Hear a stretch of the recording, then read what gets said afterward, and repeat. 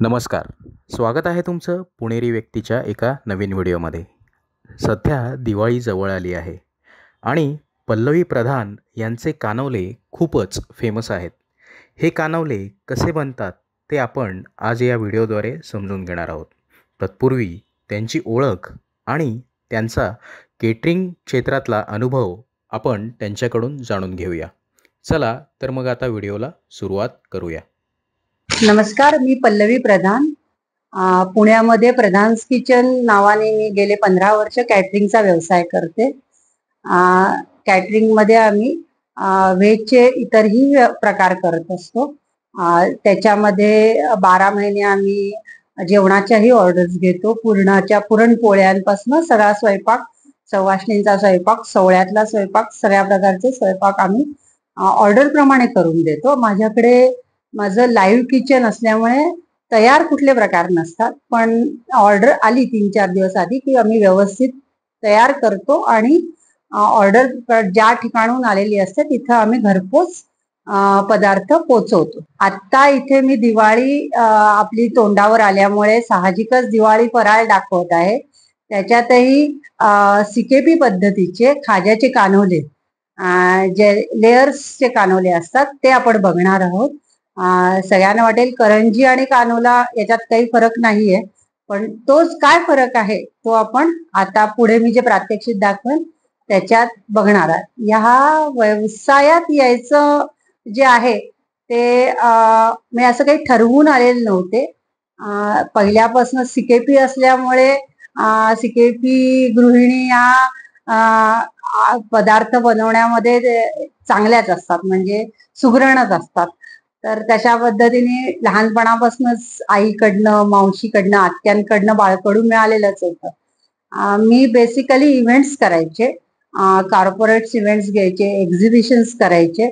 तर असंच एका वर्षी होळीच्या वेळेला ज्यावेळेला इव्हेंट करत होते त्यावेळेला घरी तेलपोळी हवी होती, खायची होती वडिलांना माझ्या, आणि तेलपोळी करायला मला वेळ नव्हता. तेलपोळी ही पुरणपोळीचाच वेगळा प्रकार असतो. तर मी खूप शोधली, पुण्यात तर मिळाली नाही. मग तेव्हा मला असं वाटलं की जे पुण्यात मिळत नाही आणि लोकांना हवं आहे तर तेच आपण करावं. तर माझ्या कॅटरिंगच्या व्यवसायाची सुरुवात ही तेलपोळी म्हणजे तेलावर लाटलेली पुरणपोळी यांनीच सुरू झालेली आहे. त्याच्यानंतर मग एक एक सिकेपी पदार्थ मी त्याला कमर्शियल अँगल देऊन हळूहळू इंट्रोड्यूस केले आणि आज गेले 15 वर्ष सक्सेसफुली मी सगळे सिकेपी पदार्थ, फराळाचे असू देत किंवा व्हेज मधले वेगवेगळे सिकेपी पदार्थ असू देत, हे लोकांपर्यंत कॅटरिंगच्या थ्रू पोहोचवण्याचं काम करत. चला आता आपण जाऊया माझ्या किचन मध्ये कानोल्याचं प्रात्यक्षिक बघायला. आज आपण कानोले बघतोय सिकेपी पद्धतीचे खास. याच्यासाठी आपण आधी पोळ्या लाटून घेणार आहोत. पोळ्यांना साटं लावायचं असतं. आता या पोळ्यांची जी कणिक म्हणू आपण, ती रवा आणि दुधाने आदल्या दिवशी भिजवून ठेवलेला असतो, रवा आणि दूध, आणि ती कुटून कुटून बारीक करून घ्यायची. अजिबात मैदा वापरत नाही आम्ही याच्यामध्ये.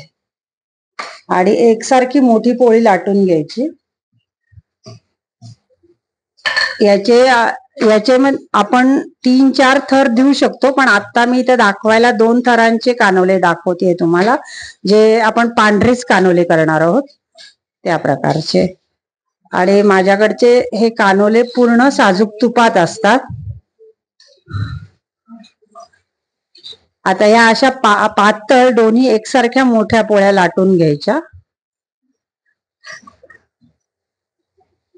पूर्ण, म्हणजे ही पोळी कुठे फाटली गेली नाही पाहिजे, ही बघायचंय आपल्याला हे सगळं. आणि पांढरा रंग आणि सगळंच असल्यामुळे स्वच्छता खूप महत्वाची याच्यामध्ये. याला एवढा ताण एवढा हा रवा मऊ करून घेतला जातो. आता याला थोडेसे प्रेस करून होल्स केले जातात अगदी बारीक, आणि त्याच्यामध्ये हे साजूक तूप आणि कॉर्नफ्लॉवरचं साठं असतं ते लावलं जातं, ज्याच्यामुळे कानोल्यांना लेयर्स येतात.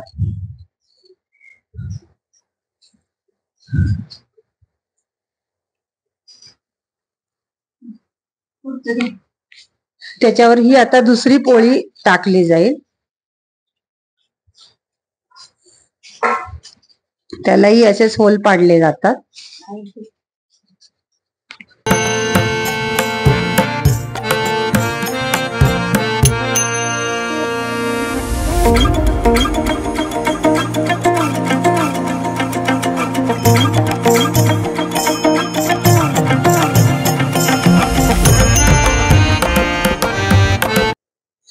आता याला रोल करताना आपण पीठ असं जवळ जवळ म्हणजे पोळी जवळ जवळ घ्यायची, जेणेकरून हवा नाही राहिली पाहिजे.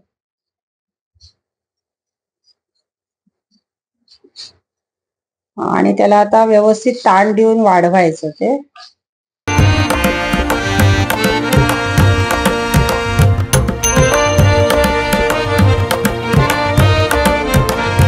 आता ज्या आपल्या पोळ्या आपण लाटलेल्या होत्या त्याच्या अशा लाट्या करून घ्यायच्या. या लाट्यांचा हा जो भाग असतो ह्याच्याने खरे कानोल्यांना लेअर येतात. हे पूर्ण अशा पद्धतीची लाटी करून घ्यायची. आणि आता याच्या कानोल्याच्या पुऱ्या कशा करायच्या ते दाखवते. आता ही जी लेअरची बाजू असते ती तांदळाच्या पिठामध्येच घोळून, आणि याला तांदळाचं पीठच लागतं, मैदा अजिबात कुठेही वापरलेला नसतो. म्हणजे ज्यांना मैदा खायचा नाही त्यांच्यासाठी तर हा एक पर्वणीचाच प्रकार आहे. याची पुरी लाटून घ्यायची. प्रत्येक वेळेला जी लेअरची बाजू आहे ती खालीच ठेवायची असते आणि बंद बाजू आहे ती वरती ठेवायची.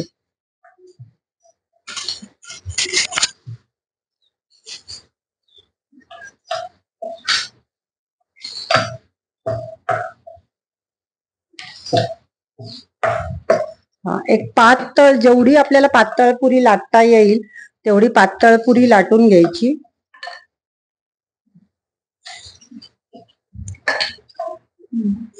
आता ही पिठी आहे, त्याच्यामध्ये कणिक, खसखस, खोबरं भाजलेलं आणि पिठी साखर आणि वेलदोडे असे सगळे एकत्र केलेले असतात. आणि ही कणिक सुद्धा साजूक तुपात भाजलेली असते. पूर्ण सारण साजूक तुपात भाजून केलेलं असतं. साजूक तूप म्हणजे डालड्यापेक्षा साजूक तूप कधीही चांगलं, कारण तब्येतीच्या दृष्टीने आपण आजकाल साजूक तुपातलेच प्रकार खातो. आणि त्यातनंही साजूक तूप मी गाईचं वापरते, कारण लो फॅट वालं असतं ते. म्हणजे एवढा आपण एक थोडासा तब्येतीचा प्रकार बघतो हे करताना सुद्धा. आता पुढचं आपण बघूया.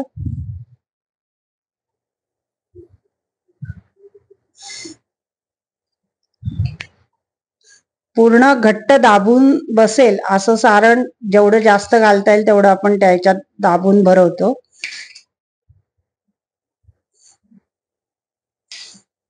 मग कानोल्याला, पुरीला त्या दुधाचा हात लावला जातो.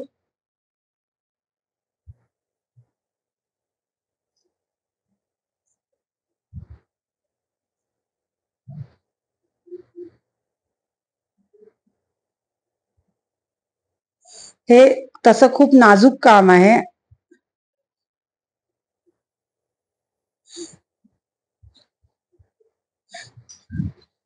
आणि पूर्ण घट्ट अशी कातीन फिरवून याचा घट्ट कानोला केला जातो, की जेणेकरून आतलं सारण तळल्यानंतर सुद्धा कुठेही फिरलं गेलं नाही पाहिजे, म्हणजे सारणाचा कुळकुळा नाही झाला पाहिजे.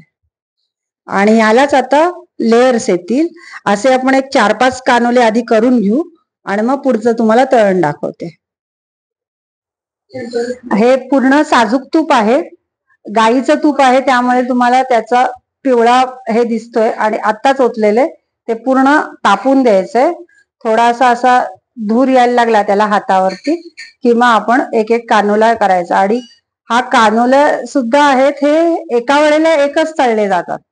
आणि असे माझ्याकडे दिवाळीमध्ये जवळजवळ 2 ते 2.5 कानोले आम्ही 2 ते 2,500 कानोले करतो.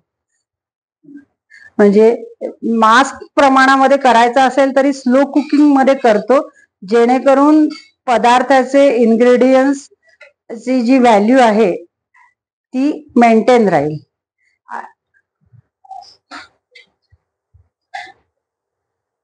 आता असा हा कानोला एक एक सोडत जायचा.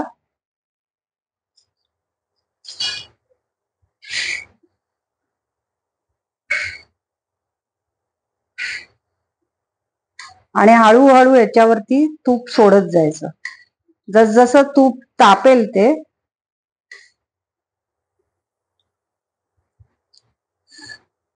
म्हणजे आपण अगदी अभिषेक करतो त्या प्रकारे याला सोडत जायचं.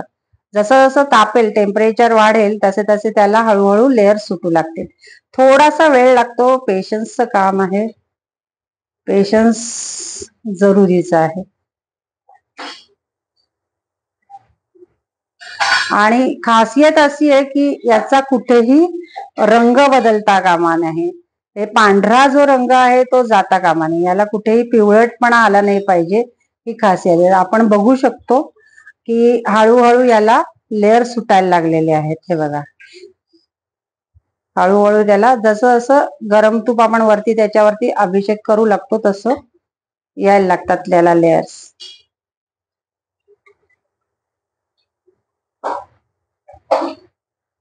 हा कानोला तळताना उलटायचा पण नसतो, उलट बाजूने तळायचा नसतो, फक्त एका बाजूने तळायचा आणि एका बाजूने असं तूप हळूहळू हळूहळू हळू याच्यावर सोडत जायचं.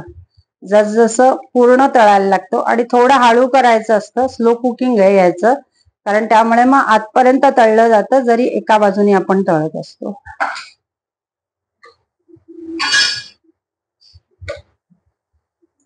हातामध्ये नेहमी झारा आणि एक पळी ही पूर्ण कानोले तळून होईपर्यंत आपल्याला ठेवावेच लागते. मी आता फक्त उचलून तुम्हाला दाखवते, अजून तळून व्हायचा आहे तो, पण हळूहळू लेअर्स यायला लागलेले आहेत त्याला.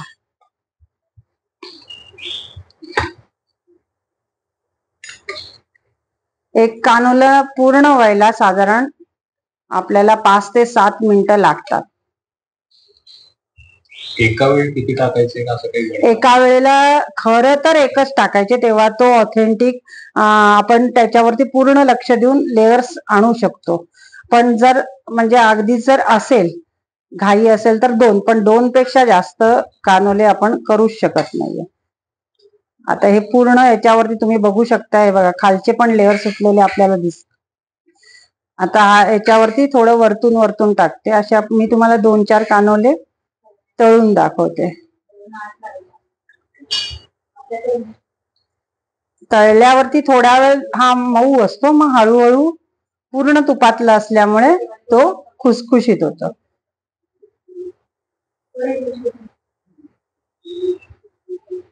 हा पूर्ण तळून झालेला आहे. आता मी ठेवते, पुढचा घेते.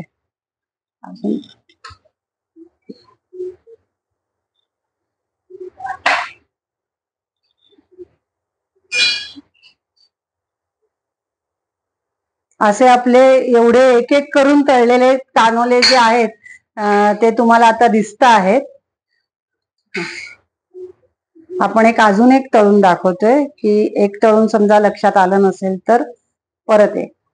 अशी पूर्ण अभिषेक करतो तशी धार धरायची तुपाची, सावकाश सावकाश, की एक एक एक एक पदर त्याला सुटायला लागतो त्याला. आणि हे कानोले खायला एकदम खुसखुशीत, तोंडात टाकले की विरघळले.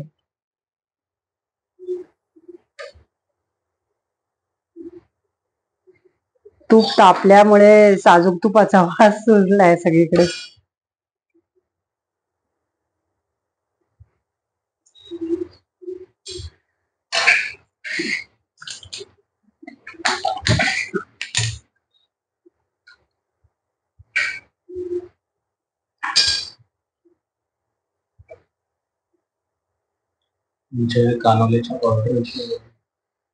कानोल्याची जी ऑर्डर आहे ही 12 महिने मी घेते.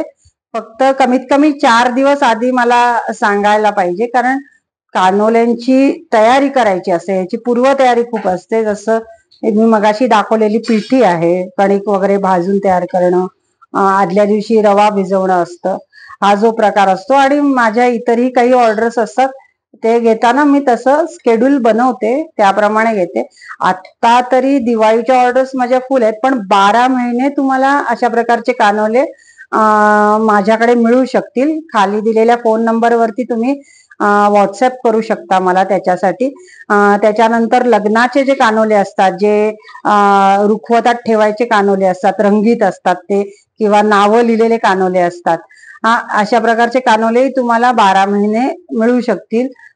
रुखवतात ठेवायचे, किंवा आता सिकेपी लोकांमध्ये मानाची जी पंगत असते त्याला सुद्धा कानोला आपण पानाला लावतो, ते सुद्धा कानोले तुम्हाला 12 महिने तुमच्या ऑर्डर प्रमाणे मिळू शकतील. आता हा पण पूर्ण लेअर सुटलेला आहे बघा, पूर्ण खालपासून वरपर्यंत लेअर आलेले आहेत त्याला.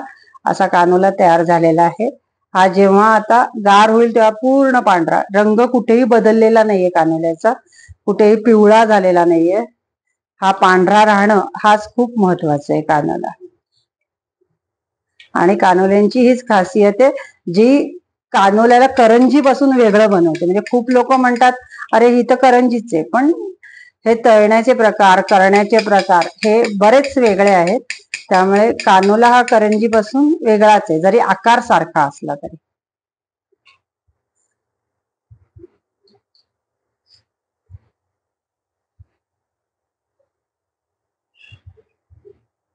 हा संपूर्ण माझा तयार झालेला माल आहे. चकली आहे, चकली सुद्धा पूर्ण भाजणीची असते, पक्की भाजणी केलेली असते आणि त्याची चकली आहे.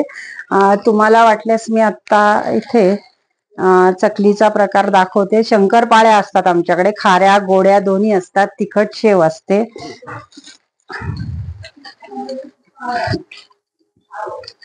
आता ही अशी चकली आहे आमच्याकडची, ही पूर्ण भाजणीची चकली आहे आणि ही पण आम्ही स्लो कुकिंग मेथडनेच केलेली चकली असते आणि पूर्ण साच्यावरती केलेली असते चकली.